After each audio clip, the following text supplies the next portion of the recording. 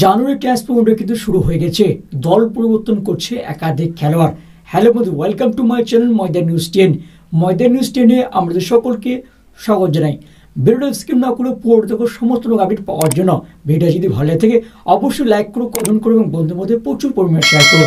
চ্যানেলে যদি নতুন এসে থাকে অবশ্যই চ্যানেলটি সাবস্ক্রাইব করো, পাশে থেকে বেল আইকনটি চিমচিম করো।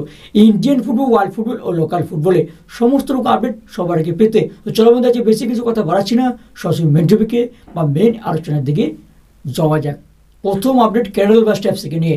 কেরালা ব্লাস্ট এফসি জানুয়ারি উইন্ডোতে বেশ কিছু পরিবর্তন করতে চলেছে এমন একটা রিউমার কিন্তু বেরিয়ে এসছে। এই মুহূর্তে যে আপডেট বেরিয়ে এসছে তারা নাকি সেন্টার ব্যাকে খোঁজ চালাচ্ছে। সেক্ষেত্রে নজর পড়ছে উড়িষ্যা এফসির সেন্টার ব্যাক নরেন্দ্র গ্যালট। এই নরেন্দ্র গ্যালটের সঙ্গে কথাবার্তা শুরু করেছে কেরালা ব্লাস্ট এফসির management.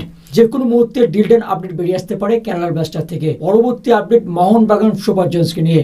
Mohun Bagan super জায়ান্টসের goalkeeper Dhiraj সিংকে নিয়ে একটা বড় আপডেট বেরিয়ে এসছে। ধীরাজ সিং খুব একটা গেম টাইম পাচ্ছে না মোহনবাগান জার্সিতে, কিন্তু ম্যানেজমেন্ট তাকে ধরে রাখার চিন্তা ভাবনা করে নিয়েছে। সেক্ষেত্রে তার সাথে একটা কন্ট্রাক্ট এক্সটেনশন করতে চলেছে মোহনবাগান সুপার জায়ান্টস।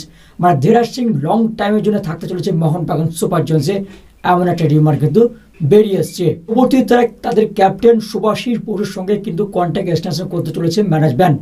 একটা লং টাইমের জন্য কন্ট্রাক্ট এক্সটেনশন করতে চলেছে এমন একটা রিউমার কিন্তু বেরিয়ে এসছে।